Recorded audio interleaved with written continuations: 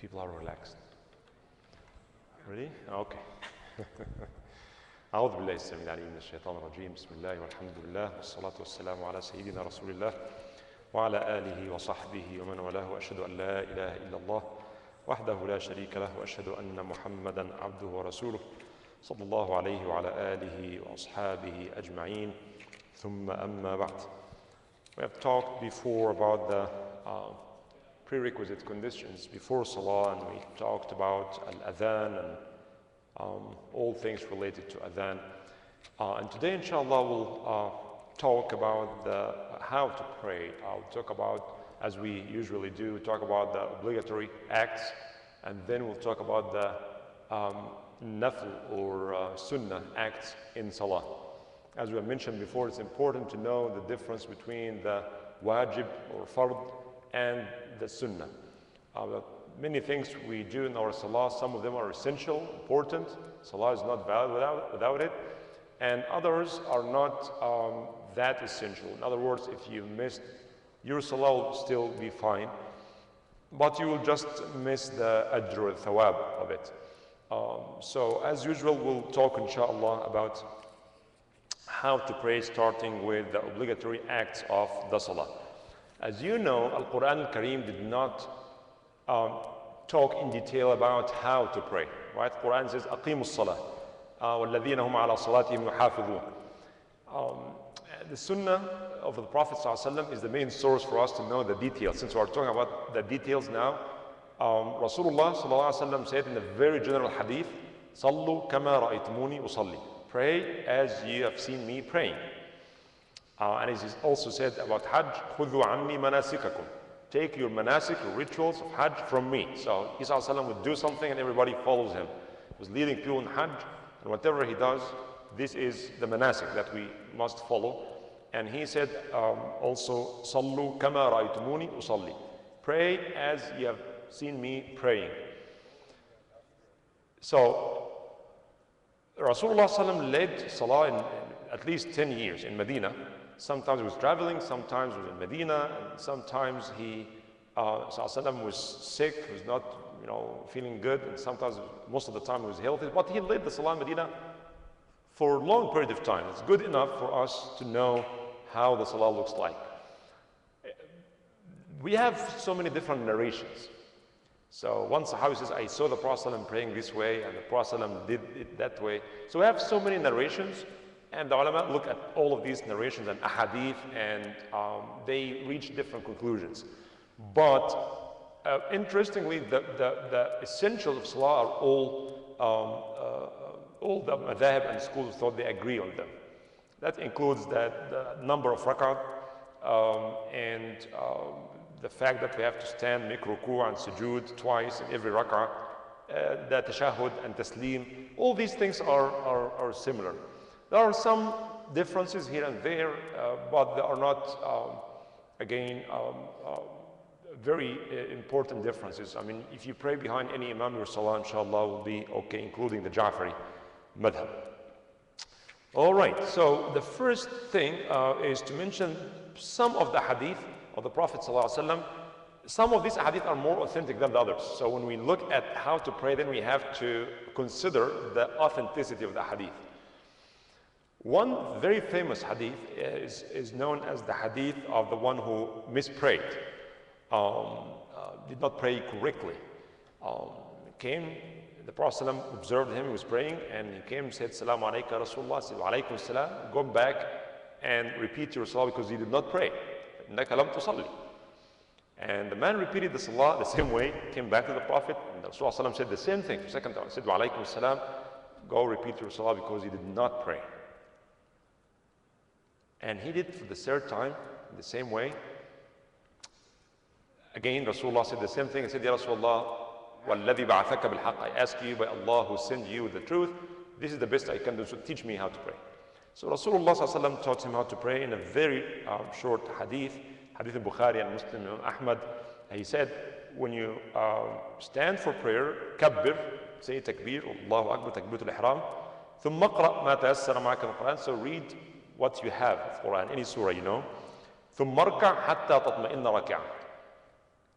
make ruku' until you collect yourself, or until you tatma'in. Tuma'nina means to be calm, I mean to spend good time while in a state of ruku'. All right, we'll talk about this. ثم ارفع حتى تعتدل قائمة, and then stand up again until you stand straight, your back is straight, right? ثم اسجد حتى تطمئن ساجدا, make sujood until you have طمأنينة. In Salah we'll talk about it.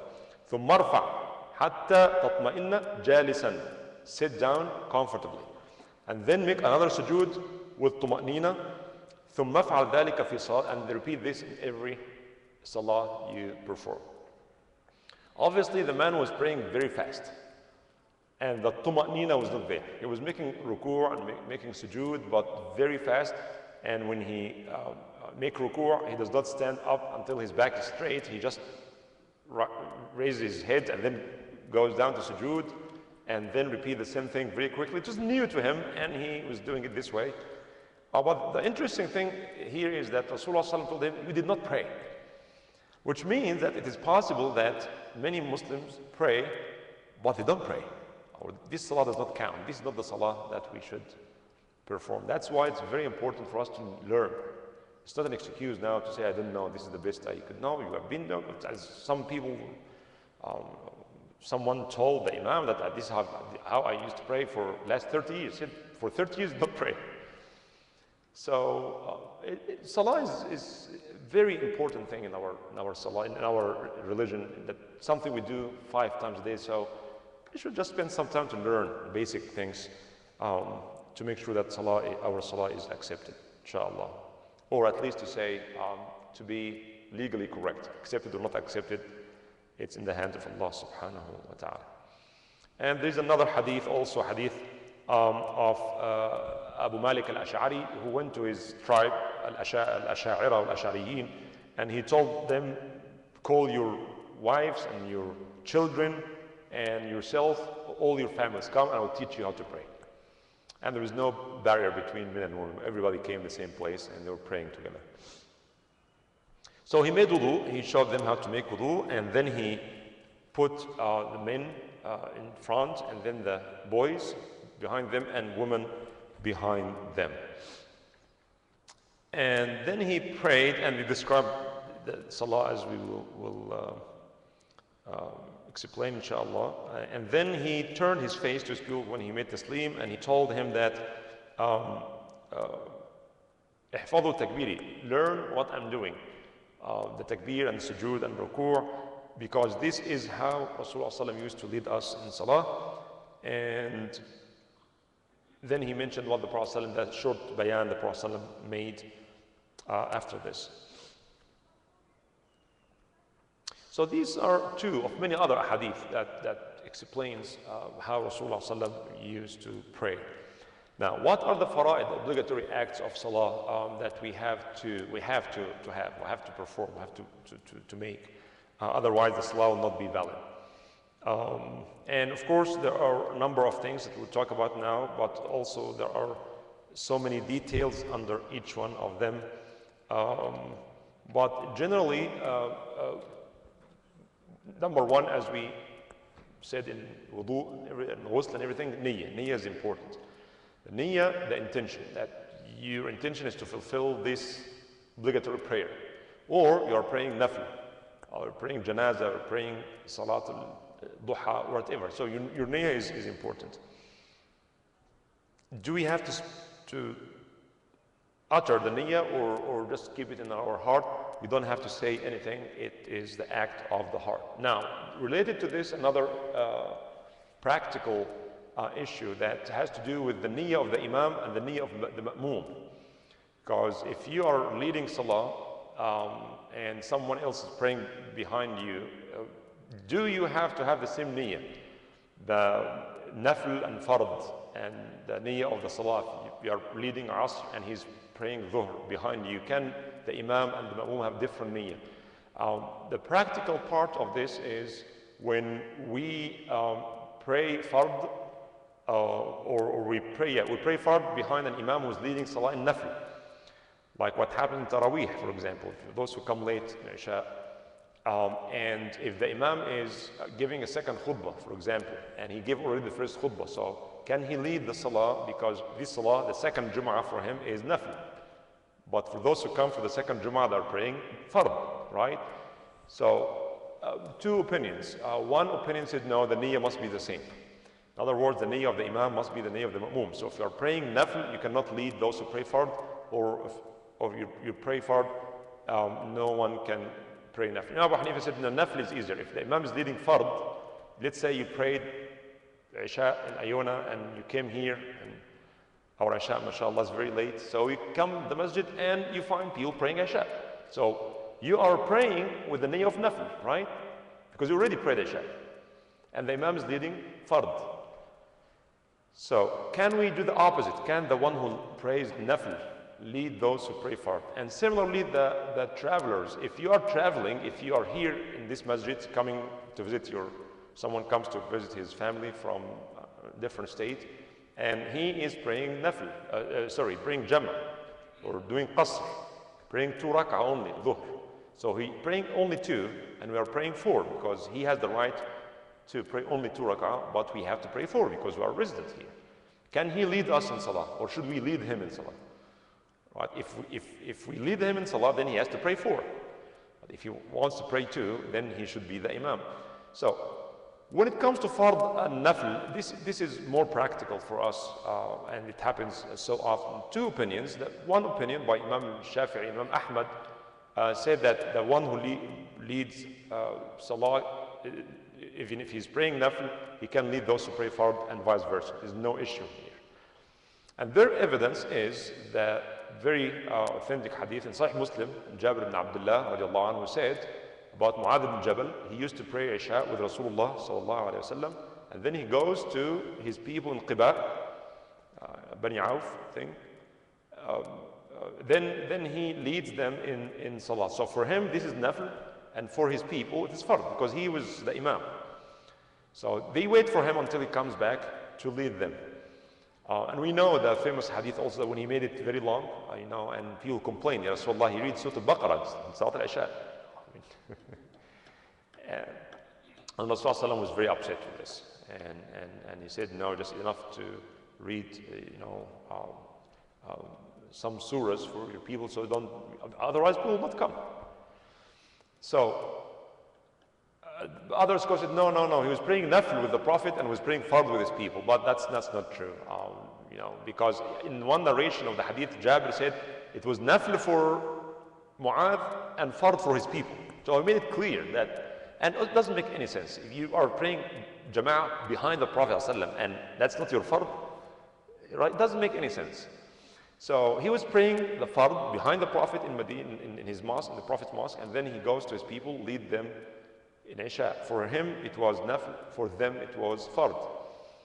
On the other way around, the Prophet ﷺ was sitting with the Sahaba, and someone came late, and he was about to pray by himself. And the Rasulullah ﷺ said, would anybody yatasaddaq, give sadaqah to this brother, to his brother again? In other words, would anybody volunteer to go and pray with him to get the reward of jama'ah?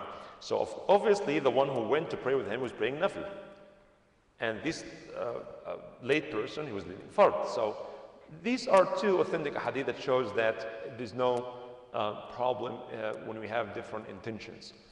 The other opinion by Imam Abu Hanifa and Imam Malik, they said no, if you are leading nafl, you cannot lead. Why? Because the Prophet said you have to follow your imam.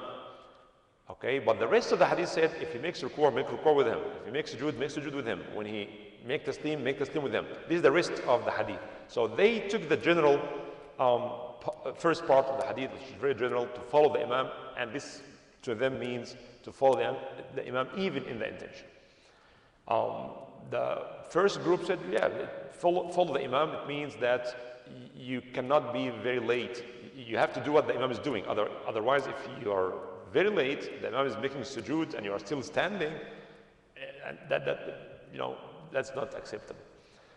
So follow the imam in the actions of the prayer when you pray with him. But the hadith of Mu'adh is very obvious that the niyyah is not a must to be. It's not the must to be the same as of the imam.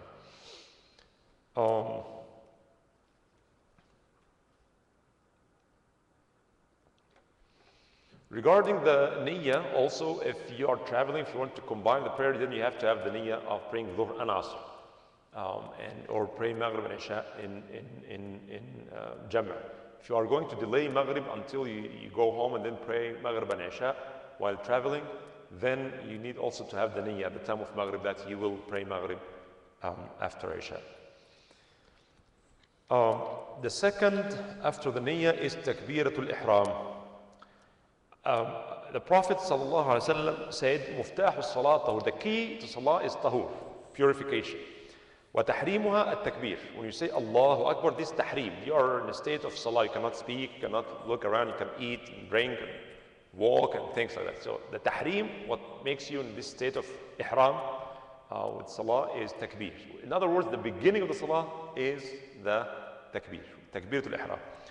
Wa tahliluha at-taslim. Tahleel is the opposite of tahrim. The exit or the way out of salah is taslim. So takbir, between takbir and taslim, this is salah. Whatever we do in between is salah. So there's a key, there's entrance and exit. The key is tahur, wudu, or ghusl.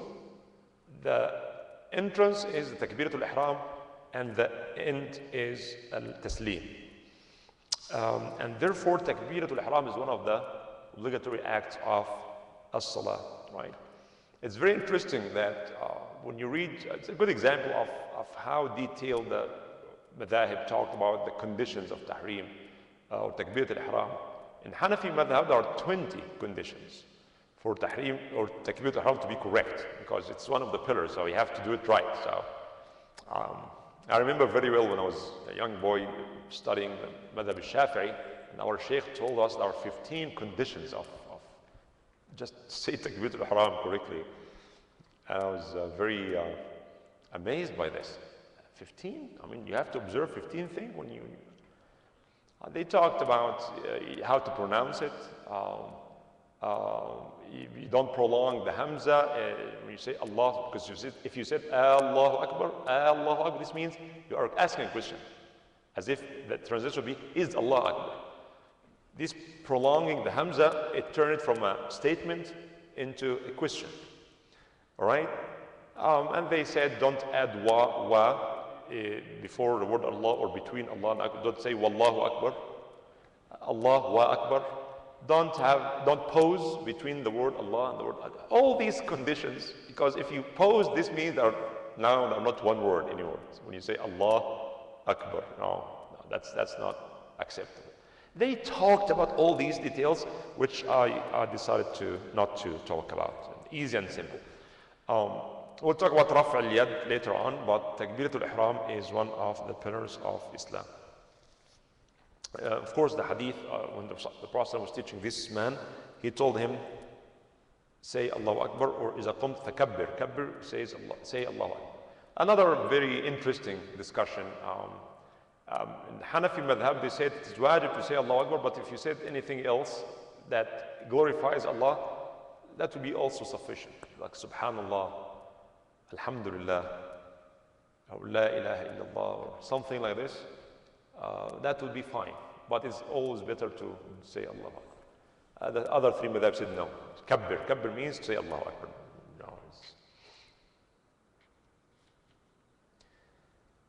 Number 3, al-qiyam. Qiyam means to stand. In Salat al-Fard and Nafl, you have the option. If you want to stand, you may. If you want to sit down, but you will get half of the reward. So if you feel you prefer to pray any Salah that's not wajib or any one of the 5 prayers, then you can pray any Nafl while sitting down, but you'll get half of the reward. So, but if you are praying Fard, like Dhuhr, Asr, Maghrib, Isha, or Fajr, then you have to stand if you can. If you cannot, it's a different story. But if you can't stand, then you must stand.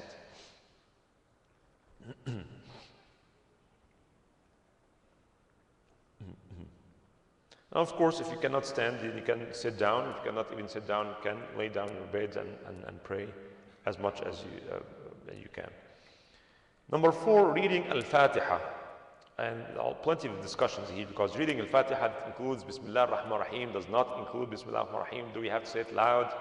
or not? Or if we are praying behind an imam, do we have to read al-Fatiha or not? Plenty of discussions, a lot of disagreements, and every madhab, they supported their opinion with plenty of evidence. So it's kind of confusing in a way to read the four madhahib. I was really confused every time I go and read the other opinion.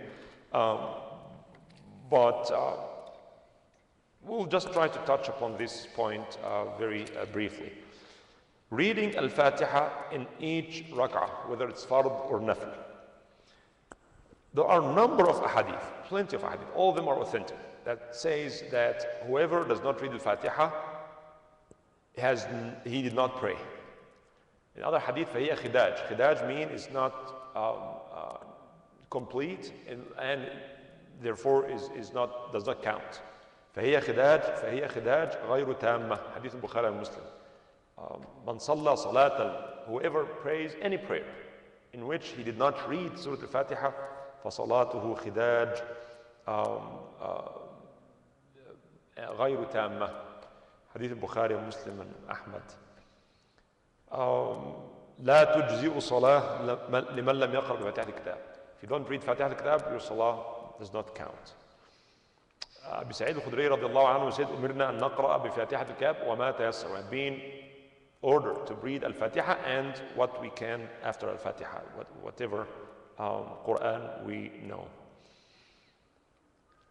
In one of the narrations of the hadith in which Rasulullah told this man how to pray, one narration said, and read whatever you have of the Quran, and another narration said, and waqra bi fatihat al-kitab, read al-Quran.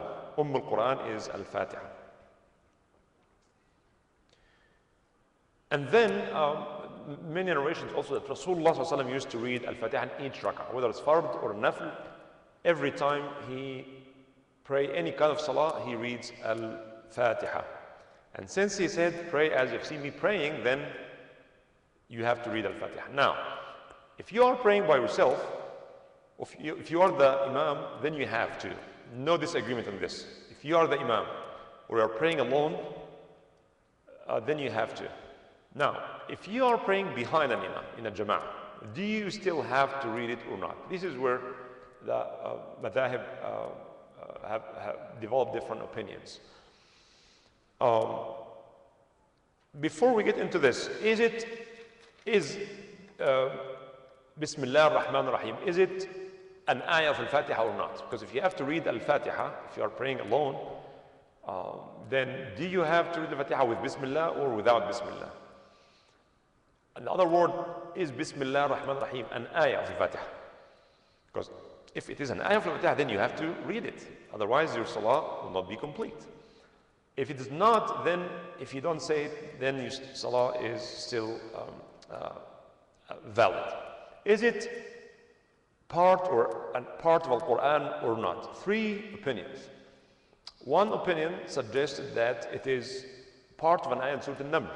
You know the message that the queen of Saba received? It is from Sulaiman. It is Bismillah ar-Rahman. Innahu min Sulaiman wa innahu Bismillah ar-Rahman. So it's in part of ayah, and nobody disagrees on this. This is Imam Malik and Abu Hanifa, rahimahullah. So they are suggesting that it is not part of the Quran except in Surah Al-Naml. The opposite of this opinion is that it is an ayah of each surah. Okay? Imam al-Shafi'i is known to take the lead in this direction. However, there's another narration that he said it is definitely an ayah of Surah Al-Fatiha, but is not an ayah of any other surah because in Surah Al-Tabarak, for example, Rasulullah said it's 30 ayah. There's a surah in the Quran, 30 ayah. He said 30 ayah. If you count the ayat of Surah Al-Mulk, Bismillah ar-Rahman is not one of them. Another incident, Rasulullah received one of the shortest surahs, Surah Al-Kawthar. So he talked to his Sahaba, said, now I've just received this surah. Bismillah ar-Rahman ar-Rahim, inna a'tainaka al-Kawthar. So he read Bismillah ar-Rahman ar-Rahim and then inna a'tainaka al-Kawthar fasalli rabbika wanhar sha'nika al-abtar. So is it part of Surah Al-Kawthar? No, nobody says that. But Rasulullah read it and he said, I just received this surah now. So the third opinion says that it is of course, part of Surah Al-Naml. It is an ayah, but does not belong to any surah. It's independent ayah. And this is the majority of the opinion of the majority of the scholars. So if you open the Mus'haf, you will find Bismillah ar-Rahman ar-Rahim written, and then the surah, except Surah Tawbah. And they said it is part of the Quran because it is recited, it is written, but it is not an ayah of each surah. Right? So it is an independent ayah, in other words, does not belong to each surah. In the hadith also, Rasulullah does not know, when Jibreel reveals the Quran to him, the end of the surah and the beginning of another surah until Jibreel says Bismillah ar-Rahman ar-Rahim. So when Jibreel says Bismillah ar-Rahman ar-Rahim, this is a sign this surah ended and this surah will begin. So Bismillah ar-Rahman is in between to indicate the end of one surah and the beginning of the other. So is it clear? So one opinion said no, it's not from Quran. It is just for barakah. Before we do anything, we say Bismillah, right? So before you read Quran, before we start any surah, say Bismillah. But this does not mean that's an ayah. Others say no, it is an ayah of each surah, and in between the opinion that the majority of the scholars follow that it is an ayah, but it's not, does not belong to any surah. So how about Al-Fatiha in particular? About Al-Fatiha in particular, there are two main opinions. One is that it is the first ayah of Surah Al-Fatiha, and the other opinion that it is no difference between Al-Fatiha and any other surah. It's the beginning of the recitation, so you say Bismillah ar-Rahman ar-Rahim as you say Bismillah ar-Rahman ar-Rahim before any surah, right? The first opinion, of course, is the opinion of Imam Shafi'i, and therefore, the Shafi'i madhab, you have to say Bismillah ar-Rahman ar-Rahim whether you're ma'moom or you're imam. You cannot delete one ayah of Surah Al-Fatiha because Rasulullah said you have to read Surah Al-Fatiha. And if it is the first ayah of Surah Al-Fatiha, then you have to say it. And you have to say it loud if you are the imam. I remember Masjid Dix, it's a big issue, huge. If you don't say, or the imam does not say Bismillahir Rahmanir Rahim, Alhamdulillahi Rabbil Alamin, like you read any ayah, then everybody will be upset. And the imam will be upset after Salah. So this is because they believe it is the first, and they have also some strong arguments. If you look at any Muslim, it takes number one. It's Bismillah ar-Rahman ar-Rahim, 1. Alhamdulillah Rabbil Alamin, 2. So, and they said this is how the Sahaba wrote it. All right? They have also a strong argument. And another strong argument is the hadith of Abu Hurairah radiallahu anhu, which was authentic, narrated by Ibn Hibban and others, that he led the Salah one day, and he said, Wallahi, this Salah is very similar to how Rasulullah used to lead us in prayer. And he recited Bismillah ar-Rahman ar-Rahim loudly. So the Shafi'i scholars took the hadith that there is no salah for those who don't read Al-Fatiha, the hadith of Abu Hurairah I just mentioned, and the fact that it was written in the Mus'haf as the first ayah of Surah Al-Fatiha. And the others said no, we just say Bismillah before each surah in Al-Fatiha or in other surahs. Imam al-Malik al-Jassas, he said that it's enough evidence that it's not an ayah of Surah Al-Fatiha that the ulama have a disagreement on. The fact that the ulama have disagreements tells you that, because this is an ijma' of the Quran, right? If they disagree on something, this means that ijma' is not solid. Do we have to read Al-Basmala or Bismillah ar-Rahman ar-Rahim in Salah? 3 opinions. Yes, we have to. The second is no, it's even makruh. Imam Malik said it's makruh to read Bismillah ar-Rahman ar-Rahim in Salah. Whether this Salah is the Imam is leading loudly, or like the first 2 rak'ah of Isha, or the second 2 rak'ah of Isha, or Dhuhr, Bismillah should not be said at all. So Imam Shafi'i said it's wajib. The student from Malik who said it's makruh, it is disliked to read Bismillah ar-Rahman ar-Rahim.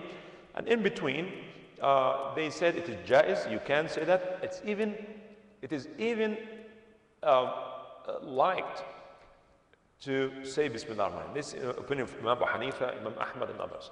So, if you want to say Bismillah ar-Rahman ar-Rahim in the Salah, according to Imam Abu Hanifa, Imam Ahmad, it is mustahab, it is preferred, it is recommended to say it. So now, another question is, should we say it loudly or secretly?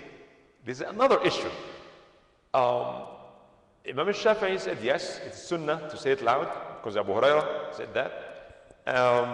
Others said no, you should not say it loudly. That's the opinion of Abu Hanifa and the majority of the scholars.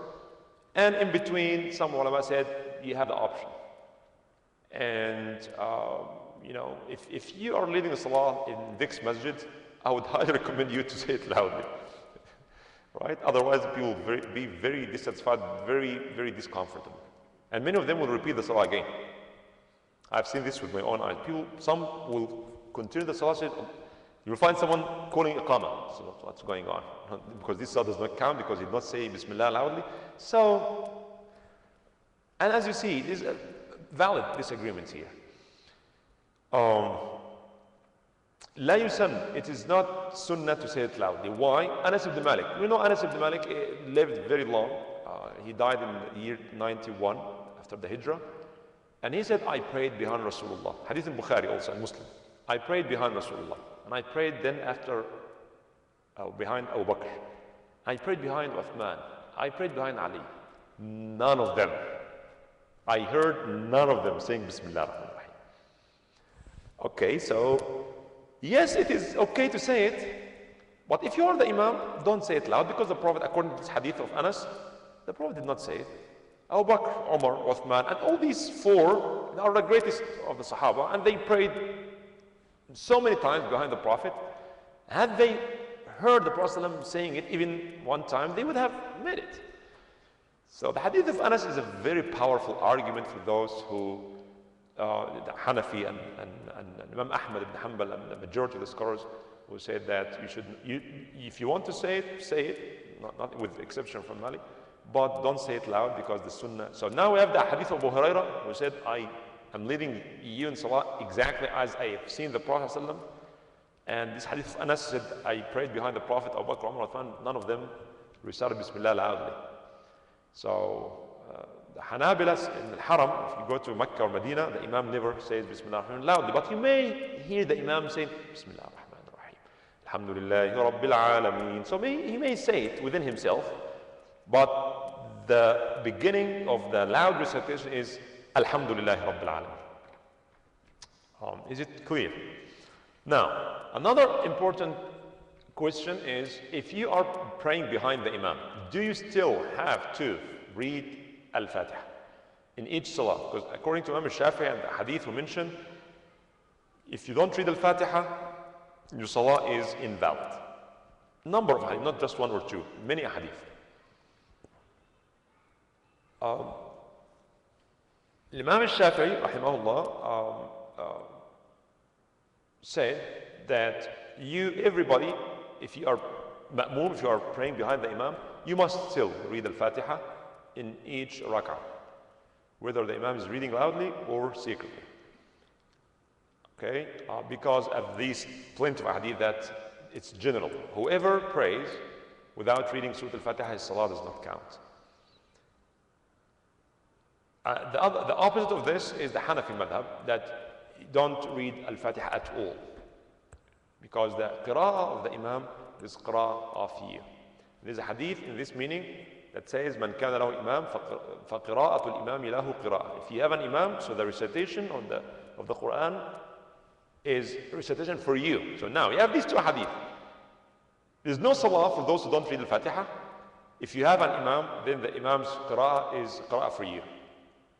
You see? So Imam Shafi'i said, no, this is very general, everybody has to read it. And they claim that this hadith, that if you have an imam, his recitation for you is very weak. It's mursal. Imam al-Zaylai, in his famous book, Nasb al-Raya, was doing takhrij of a hadith. He examined the authenticity of the hadith of the very famous book, Al-Hidayah. Imam al-Zaylai, he wrote so much to prove that this hadith is authentic. Although the mursal is one of the weak hadith, but he considered, and many others consider this hadith to be strong enough to particularize the general meaning of the first hadith. So in other words, if you're praying by yourself, All right? If you are the Imam, then you have to read Al-Fatiha, first hadith. But if you are the Ma'moom, the follower, then the second hadith applies. All right? So there's no contradiction. Imam Malik, rahimahullah, I like his opinion very much when he said that if the Imam is reading loudly, like in the first 2 rak'ahs of Maghrib and Isha and the Fajr Salah, then you have to listen, because Allah subhanahu wa ta'ala said that when you hear Al-Quran, استمعوا, listen carefully, وأنصتوا, pay attention. So you don't read. When the Imam reads, you cannot read at the same time, right?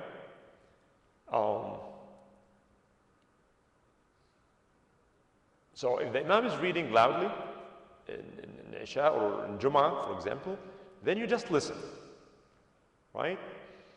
But if the Salah in which the Imam does not read loudly, then it is mustahab, it's better for the Ma'moom to read Al-Fatiha, like in Salat al-Dhuhr or Asr, or the second 2 rak'ahs of Isha, 3rd rak'ah of Maghrib.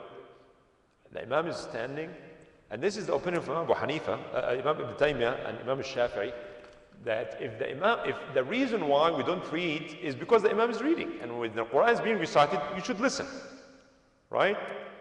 Imagine if the Imam is reading Al-Fatiha and then starting the surah and everybody is reading Al-Fatiha. So you are not listening, you are not following the ayah. The ayah said, listen to the Quran. But now in the second 2 rak'ahs of Isha, the Imam is standing long enough to read Al-Fatiha. So you cannot hear him, of course. So why not reading Al-Fatiha? Because the Prophet said you should read Al-Fatiha. So it is mustahab, it is highly recommended to read when Al-Imam is silent, right? Some said you have to when the Imam is silent. That's the opinion of Ibn Taymiyyah and Imam Shafi'i. You have to, you must. Others said it is not a must, it is recommended to read it, because the other hadith still applies. The qira'ah of the Imam is qira'ah for everybody. That's why it is the responsibility of the Imam to read Al-Fatiha. That's why Al-Imamu Damin wal-Mu'adhdhinu Mu'taman. The Imam is Damin. He protects the validity of the Salah because he has to do things, certain things, sometimes on behalf of the people.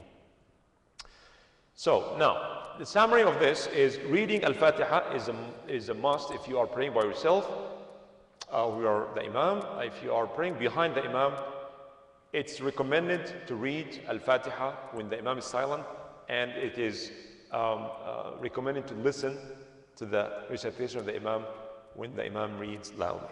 This is the bottom line, easy and simple, right?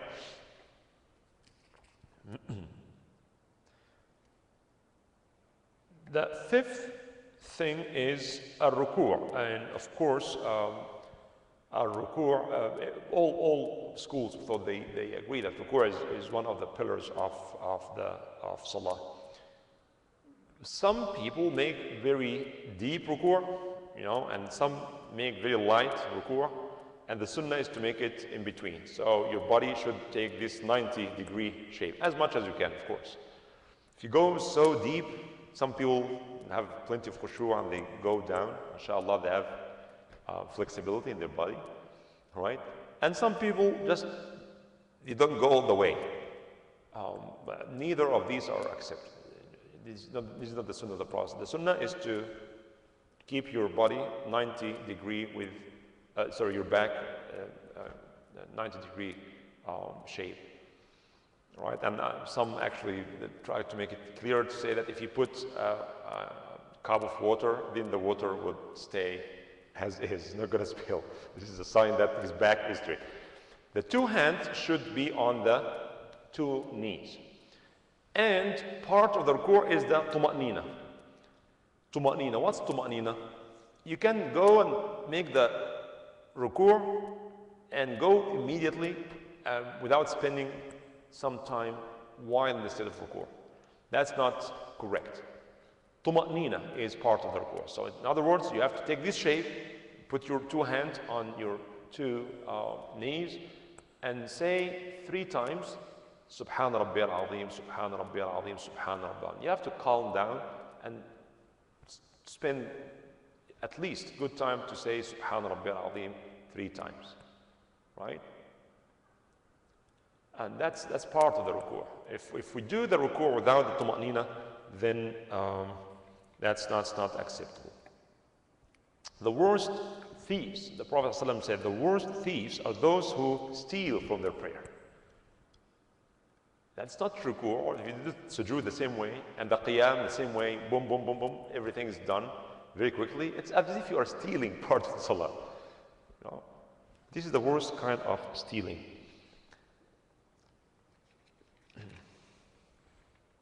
And then when we stand again after ruku', there's also tuma'nina.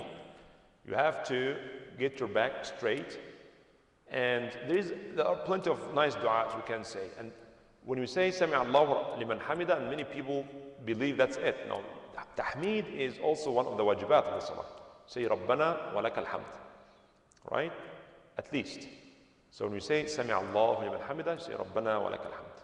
Sami Allahu liman hamida means Allah subhanahu wa ta'ala pays extra or special attention to those who praise Him. Sami'a means hear. Allah hears those who praise Him, those who say Alhamdulillah. Allah hears everything, right? But this means that their dua will be answered and their prayer will be accepted. It's a reminder to always praise Allah subhanahu wa ta'ala. Sami'a Allahu liman hamidahu. Allah will listen to you when you praise Him. That's why it's sunnah, before you make dua, start by praising Allah. Ya Rabbi lak alhamd. Alhamdulillahi ala ni'mat al-Islam. Alhamdulillahi Rabbil Alameen. As Surah Al-Fatiha starts with alhamd. So praise Allah first, then Allah will listen to you. Okay? And then when you say that, you say Rabbana wa lak alhamd.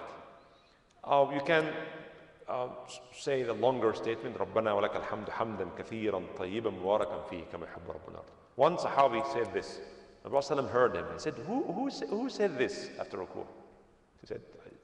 He said, I saw 30 angels. Every one of them wanted to take it and to go up to Allah with it. Beautiful words. Rabbana wa lakal hamd, hamdan kathiran, plenty. Tayyiban, pure and beautiful. Mubarakan fi, blessed. Kama yuhibbu Rabbuna, as Allah subhanahu wa ta'ala, as it pleases Allah subhanahu wa ta'ala, or praise that pleases Allah subhanahu wa ta'ala. Right? And when you say this, you are spending enough time as qiyam after al-ruku'. In the hadith also, Muslim Ahmad, لا ينظر الله إلى صلاة رجل لا يقيم صلبه بين ركوعه وسجوده. Allah subhanahu wa ta'ala will not look at the salah of a person who does not keep his back straight between his ruku' and between his sujood. When you also sit down between the two sajda, the same thing.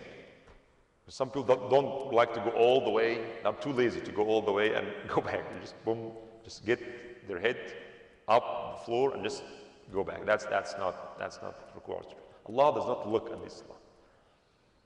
When we pray, our salah will be presented to Allah subhanahu wa ta'ala. So we should make sure that it is presented to Allah subhanahu wa ta'ala in the best way.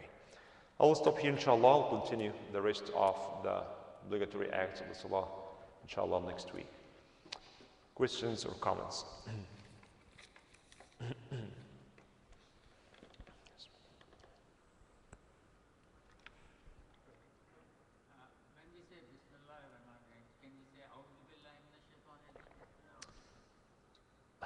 Not in salah, not in salah. The discussion was about basmala, not isti'adah. No. But when we read the Quran, we say, A'udhu billahi minash shaitan rajim. If you're reading from the beginning of the surah, say this, Bismillah ar-Rahman ar-Rahim. But if you're reading from the middle of the surah, you don't have to say Bismillah ar-Rahman. But in salah, no.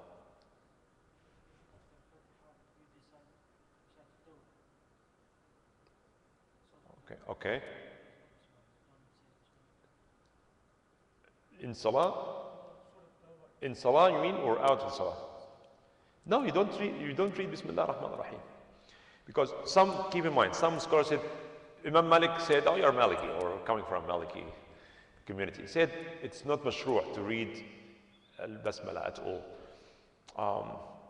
So the question would be, that's an easy case, but the question would be, what if you are reading Al-Anfal and you want to continue with the Tawbah? What would you do? You don't say anything, right? Inna Allah bi kulli shay'in alim, bara'atun min Allah wa rasulih. Because it is not, Bismillah ar-Rahman is not written. If you read Surah Al-Tawbah, I think number 9, chapter 9, there is no, the only place where Al-Basmalah is not written in the beginning. Because of the very powerful beginning of this that starts with bara'ah, with condemnation and things. So Rahman ar-Rahim does not fit this tone. But yeah, Ista'adha is not masnoon, yani. It's not the sunnah to say Ista'adha.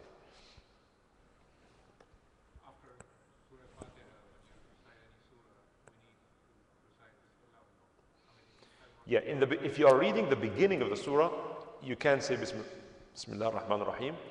But if you are reading from the middle of the surah, you don't say it. Yani, let's say you are saying Bismillah ar-Rahman ar-Rahim, Qul huwa Allahu ahad. Can we say Bismillah ar-Rahman ar-Rahim, Qul huwa Allahu ahad? Again, some said no, you don't say Bismillah ar-Rahman ar-Rahim at all. Others said it is mustahab, it is okay to say it.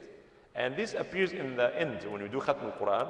When we read these so many surahs, some ulama and some imams read قُلْ هُوَ اللَّهُ أَحَدٌ اللَّهُ الصَّمَدُ لَمْ يَلِدْ وَلَمْ يُولَدْ وَلَمْ يَكُنْ لَهُ كُفُوًا أَحَدٌ. And then they pause for a second. Maybe they are saying it, but not loudly. And then قُلْ أَعُوذُ بِرَبِّ الْفَلَقِ. And you will see others reading Bismillah ar-Rahman ar-Rahim. I personally prefer this because according to hadith I just mentioned, Rasulullah ﷺ knows this is the end of this surah and the beginning when Jibreel says it. So it means that Bismillah was recited between the surahs. So, now, again. As you said that without Surah Fatiha, the Salah is not complete, right? For example, we are praying alone, right? And by mistake, sometimes we skip some rak'ah. I mean, we're thinking something else instead of 4 rak'ah, 3 rak'ah. We realize in the 4th rak'ah when we are in the tashahhud.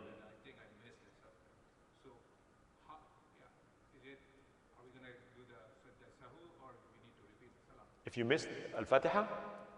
One rak'ah, for example. Yeah, if you do not read Al-Fatiha in a rak'ah, you have to repeat the entire rak'ah because this rak'ah does not count. Sujood al-Sahw does not apply when you miss one of the obligatory acts of Salah. It applies only for something less than this, the wajibat, we'll talk about it. But if you miss ruku', you forgot, you read Al-Fatiha and Surah and then you went for sujood and you figured out, rak'ah does not count. You have to repeat it while you are in Salah. You don't have to make taslim and then pray in one rak'ah. Yes, because it does not exist. Okay, sujood al-sahw is totally different. Sujood al-sahw makes up for less important things. But for these pillars, if you miss one of them, the whole rak'ah does not count. You have to repeat the rak'ah. You stand up and pray, and then pray sujood al-sahw for this tashahhud you made, because this tashahhud obviously was made in the wrong time. Okay, so you repeat the rak'ah and then make the sujood al-sahw in the end. All right? Yes. I'll come to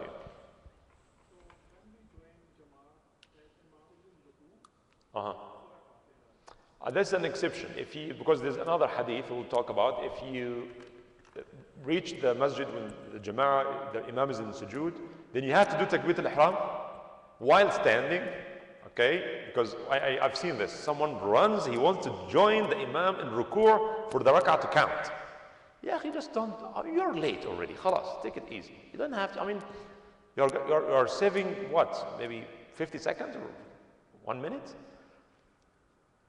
Because this is what happened. Someone rushes and says, Allahu Akbar. So one takbirah for ihram and for ruku'. No. You have to say Allahu Akbar while standing and then make ruku'. If you can do this and you catch good portion of the ruku' with the imam, then this entire rak'ah counts. Okay? But if you miss the ruku' and the imam is saying Allahu Akbar, from ruku' and you're saying Allahu Akbar to ruku', no, you have to be in the same time during ruku' together. Right? Yes. Mm. Yeah, because the rak'ah, yes, because the rak'ah did not count. You have to redo it. So let's say you are praying dhuhr and you found out that I missed the ruku' in one of the rak'ahs. Or while you are making sujood, you say, oh my God, I forgot the ruku'. So after the sujood, you stand up, repeat this rak'ah, and then make sujood sahw in the end. No, that's not 5, because 1 does not count. No, does not count. They are not praying 4. Never said I said you pray 4 rak'ah, 5 rak'ahs. No. In Tarawih prayers, I've seen a couple of people using iPad and following the Imam. Is that allowed? The question is that people hold iPad in the ruku'. If Galaxy is okay, iPad is not okay. So that's really interesting.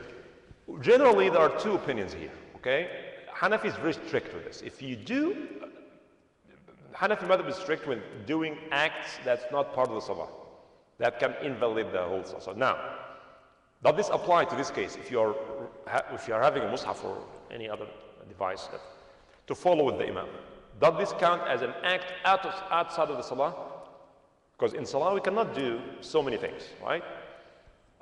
Yes, we can scratch and things, but even some ulama said if you do 3 or more acts, then khalas, that's enough. Others said how much is too much? Because sometimes we do things, we look here and there, and sometimes we scratch, sometimes we have to turn off our phone, and sometimes have to pick up something, or eyeglasses fell down, and you have to pick it. That's little things here and there. What is the limit? There's no particular limit in salah, in the text, but some ulama said 3 or more. Then the whole salah does not come because you have done so much things out of salah. And others said that what's considered too much is that when you look at someone, you don't know whether he's praying or not. You know, he's constantly doing things. And now we have so many things to do. So if he keep constantly doing things, then if someone looks at him and says, I'm not sure if he's praying or not, this means that this salah does not count. So you have to repeat it. All right? So now the question is, does this apply? Some said no, because this hadith of Aisha, radiallahu anha, that she has someone leads them in salah and he used to read. He's not hafiz, so he reads from the book. Others said no, this is an act out of the salah, and then therefore you cannot do that. I would argue that for many people who are not haffaz and they want to pray Qiyamul Layl, for example, at home, he's not hafiz or she's not hafiz, but they can read from the Quran. I would say that it's not very strict, or we don't have a very clear evidence that says that if you read Quran while in salah from paper, then your salah will be invalid. The Hanafi madhab is very strict on this, and even if someone, so while you are reading the salah and someone corrects you, the one who prays behind you, right, reading or following up, and he corrects your mistakes from this, and you accept it from him, your salah will not be valid. But I'm very strict with imams leading not from mushaf, because this is part of things that we're proud of. I remember when I was in Dex Masjid, I used to lead the Taraweeh with a local brother there.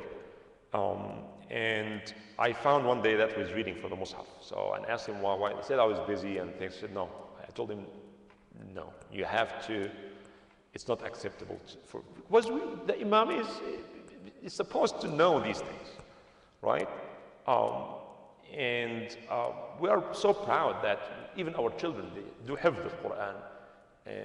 And I told him, please do your best, and even if you have to make mistakes, we'll correct you, don't worry about this. And in the end of Ramadan, after Eid, he came to me to thank me. He said, Jazakallah khair, because I was kind of, when you made it a must on me, I made it.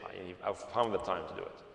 So for imams, it is always good not to read from the Mus'haf, unless he's nobody in the community knows. So this would be an exception. Huh? To do what? Hindi used to read from Quran to Tarawih. As I said, because he followed the fatwa that says nothing wrong with that. If this would help you to pray longer and to pray tahajjud and qiyam, there's nothing wrong, because there's an evidence that this happened at the time of the Sahaba. And at the end of the day, it's not a major thing for us today. What is the condition of filling the gap during the Fard's Namaz? Like one person Yeah, Rasulullah SAW said, don't leave gaps between people. can go forward or Well, the ulama talked about taking steps to, fill the gap, or for any other important things. If you are praying and the window open because of the wind and in the winter, and you want to close the window, you can take a few steps and close the window and go back without changing the qibla direction. Someone is knocking at the door. Your wife is outside and she doesn't have the key and she's knocking the door, and you can just take a few steps and open the door for her. That's fine. But this should not be the habit of this is just a necessity. If something like this happens, you can take a few steps. This applies to also filling the gaps. If someone in front of you had to go and there's a gap, so this gap should be filled. You can take 2 steps just for the sake of doing this. The first rows should be filled first. So if there's any gap, it should be in the end, the last row. But first rows should be filled first. Not enough gap. I know this much. 3 people, slightly, they will push you around and make sure, and then uncomfortable. Everybody. Yeah, I understand what you're saying, that some people, I've seen this happen in the end of this first. I mean, akhi, if you want to get the reward of the first row, come early. If you come late, don't be late and to annoy people. And I've seen this happening all the time. There's no room here, even for a child. And someone squeezes himself coming late, and why is that? Because he wants to get the reward of the first row. But maybe you are getting the sin of bothering people. The whole idea is that people to come earlier. Don't come, like in Jum'ah. Someone comes late and he wants to cross all these rows to be in front. Rasulullah said, never do this. You want to get the reward of the first row, come early. If you're late, don't bother people. And some people also, this mentality must change. I remember one time I was coming to the masjid, and the salah started, and the first row, there was a good place in the first row. And the second, people started developing the second row. So I saw this gap in the first row, so I was going to fill it, and someone ran before me. Wallahi, he ran. He saw me coming, and he found no problem. He stood already in the second row, but he noticed this gap, and I was just one step away from it. I'm very close to it, and he ran, and almost his back touched my chest. A regular musalli and someone who appeared like a very practicing Muslim, he sees no problem in doing this. I mean, that's very offensive. Very offensive. I will never do that. Khalas, he is closer to me. Khalas. It's like when you go and try to park your car, in a very busy thing, and someone is exiting and you are there, and he sees you waiting for him. And when he goes, he tries to go first. Maybe he'll get the spot, but he'll get also a few curses here and there. People don't like that.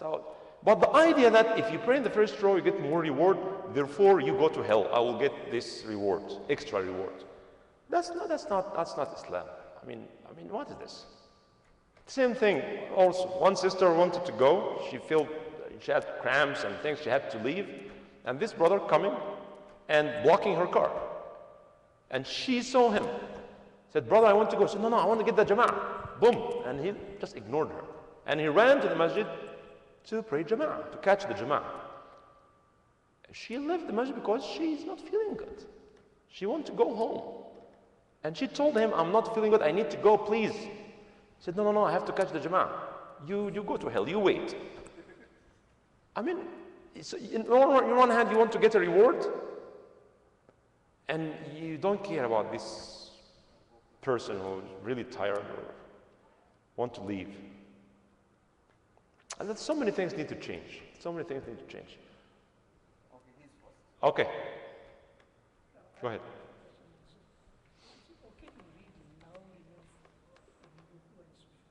Read loud enough. When you are the Imam, you mean, or in Jama'ah? It is not the sunnah to say loud because you are going to disturb others. This should be between you and yourself. Just hear yourself. Something like this, so that you don't disturb others. I have seen this happening all the time, especially if you are the Imam and you hear this, you think you are making something wrong, because when you make something wrong and someone says subhanallah, he's trying to bring to your attention that something to be correct. So I didn't know if he's talking to me or saying subhanallah for, I found out that he was saying subhanallah, subhanallah. So why are you saying it loud? Yani? Disturbing others, and the Imam takes this subhanallah very, very seriously. Because when someone says subhanallah loudly, this means that you're making something wrong. So, yes, Muhammad.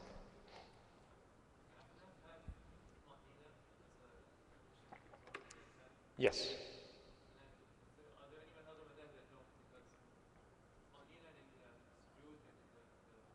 Qiyam? No, all ulama, because the hadith al-musii li-salatihi, هذا فقال اركع حتى تطمئن راكعا فاسجد حتى تطمئن ساجدا ثم ارفع حتى تطمئن قائما. So that's why he said you did not pray. Go and pray again. This does not count. So tuma'nina is nothing to be disputed between the ulama. Do people do that? No. Wrong.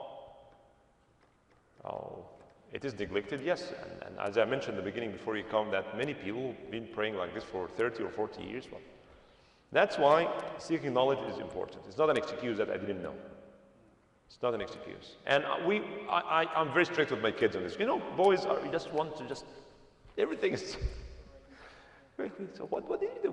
Did you say subhanallah? Yeah, how many times? 3 times. Oh, this is what the book says, but this is not what you said. It's impossible to say subhanallah 3 times that fast.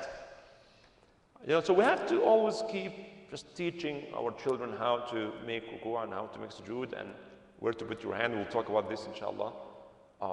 Otherwise, they will get used to this. And this salah will not count. Naam? Before Surah Fatiha, reciting Surah Fatiha, do we have to, is it wajib to recite Sana Subhanakallahumma tabarak? No, it's not a wajib. This is one of the sunan that we'll talk about later on. Because we knew about it when one of the Sahaba said, Ya Rasulullah, we see you take a long pause between Takbirat al-Ihram and Fatiha. So what is this?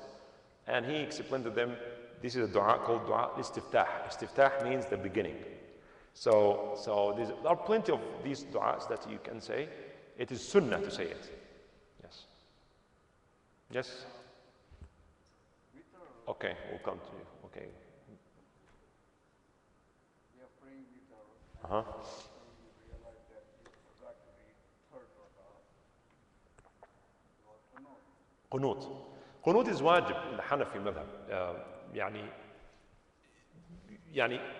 It is wajib, which means that you have to do it. And it's being done before ruku'ah. You can do it after ruku'ah only in Fajr. And when there's something happen, the Imam does it, then you do this after ruku'ah. But before ruku'ah in witr, because witr is wajib and qunut is wajib. No, sometimes it's having the forgot. Okay. And when Then they said you make and oh, I forgot. you make sujood as-sahw, and no, don't stand up, because standing up is a new rak'ah now. No. If you forgot about it, you make sujood as-sahw in the end, according to Hanafi. But according to others, there's nothing to be done, because you can't pray without qunut. But according to Hanafi, they consider qunut to be wajib. You have to do it. Right? So if you missed it or you forgot about it, then you make sujood as-sahw, and that's it. Yes? Sisters? Okay, we'll take this question first.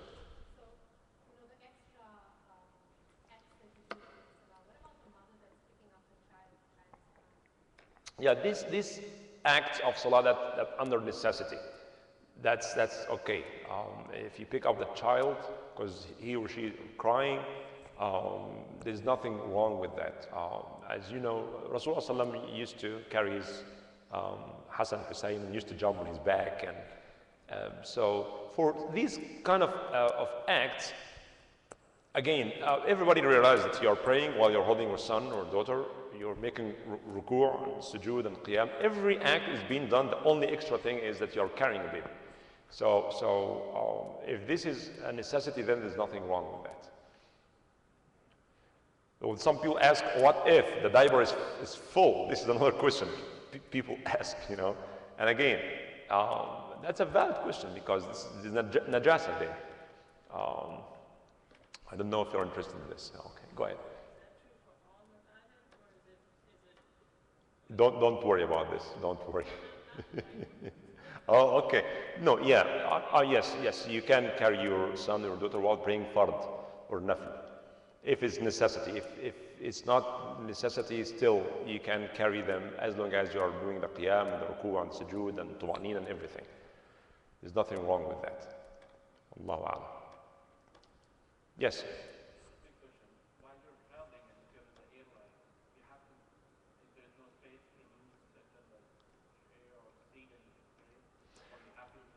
Well, what you need to do is, if you can't pray before you go to the airplane in any area, or prayer room or reflection room, or whatever it is, it's better to do this before you get in. But if the salah comes while you're in, then see, the norm is to stand up. The exception is to sit down. The exception is if you cannot do it or you are sick. The place is very nice. And some taxi driver asked this question before.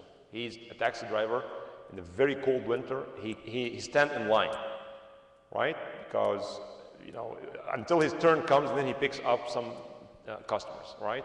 So he has to stay in the car. And it's very cold outside, right? He cannot pray outside. Can he pray while sitting down? In this kind of condition, yes. But again, that is not the norm. That's the exception, right? If you are flying, you must pray on time. You don't wait until you arrive to your destination. No, don't do that. Allah knows that you pray standing, but in this particular condition, you are sitting down because this is لا يكلف الله نفسا. Taklif in Islam is based on istita'a. There are two terms: taklif, obligation, and istita'a, ability, and they go hand in hand. No taklif without istita'a. If there's no istita'a, there's no taklif, or different taklif, perhaps lighter taklif. But if you don't have istita'a at all, there's no taklif at all. And the ulama talked about the one who does not have water, does not have even dirt to make tayammum. Khalas, just pray. No taklif, no wudu is required. All right? So the norm is to pray standing. The exception, and Allah, you have to make your judgment, right? So Allah knows that you cannot make it. And then you can pray sitting, but don't delay the salah until the time passes by. Naam? Last question? Naam?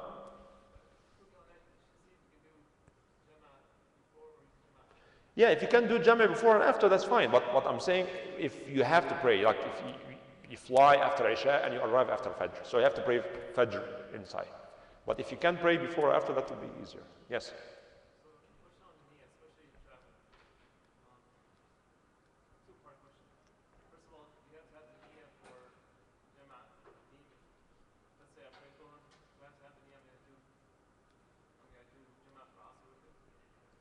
Taqdeem or ta'khir, you mean? Yeah, you have to have niyyah for each salah. That's it. So before, I'm praying the Asr or Dhuhr. Do I have to have the niyyah before the Dhuhr? Let's say I pray Dhuhr and afterwards I remember I want to pray Asr. Some ulama said you need to have the niyyah for both. And others said, no, there's nothing in the Sharia that says that you have to have the niyyah of, yeah, let's say you prayed Dhuhr already, but you found out that if you take the airplane, you'll miss Asr. So can I pray Asr at that time? Yes. Some ulama came up with conditions to have the niyyah and you cannot leave a gap in between or long gap. Others said no, these conditions have no base in the text. So yeah, you can do that. because the whole idea is to make it convenient for people who are traveling. So if you found it to be convenient, then you can take this rukhsa. So this applies to many masail, some conditions, and said, no, these conditions, where do you get these conditions from? Especially the Zahiri, Imam Ibn Hazm, is very strict to this. Where do you get this condition from? Does Abu Hanifa think he's a prophet? And he's very tough when he goes through these conditions. It has to be this and that and this and so. Where do you get this from? I mean, if these conditions were must, then the Rasul would have said them, right? We wouldn't have left it to Hanifa or Shafi'i or Malik or anybody else. So I would argue that yes, you can do that, because there's no condition that says that you have to have the niyyah before, you have to leave no gap in between, and so on.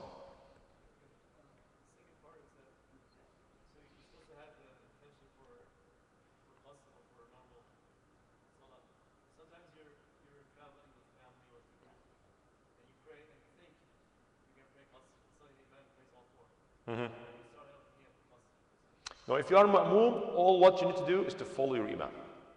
Doesn't matter what niyyah you have. If you have, don't change your niyyah. Your niyyah is to follow the imam. This is the niyyah. So when you are traveling and you're praying behind someone, you don't know if he's traveling or not. If he prays 4, you pray 4. If he prays 2, you pray 2. So the niyyah is, I pray dhuhr following my imam. Easy and simple. He prays 4, pray 4. And you will find. Now, so if you're traveling and you're asked to read, so as a traveler, you pray 4 or you pray 2? You pray 2, and when you say Assalamu alaikum, say Atimmu salatakum fa inna ala safar. Remind the people that complete your prayer. You complete your prayer. Pray 2 more rakahs or 1 if you're praying Maghrib. But you pray 2 and they pray 4. It's better even because in some madhab yet you have to do the qasr and jam'. Maliki madhab in particular. So if you are praying as a traveler, leading the salah, it's better to lead the salah if this is okay. And for them, they stand up and pray 2 more rakahs. Right?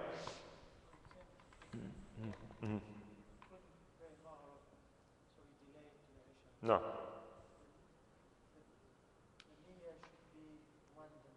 Yes, this is what I mentioned also before, that you have to make the niyyah that you are going to delay Maghrib until after Isha, because this is the time of Maghrib. So if you plan to do Jam' Ta'khir, it's, of course, you have to make the niyyah that you'll pray Jam' at the next prayer time. سبحانك اللهم وبحمدك نشهد أن لا إله إلا أنت نستغفرك ونتوب إليك. بسم الله الرحمن الرحيم. والعصر إن الإنسان لفي خسر إلا الذين آمنوا وعملوا الصالحات وتواصوا بالحق وتواصوا بالصبر. سبحان ربك رب العزة عما يصفون وسلام على المرسلين والحمد لله رب العالمين.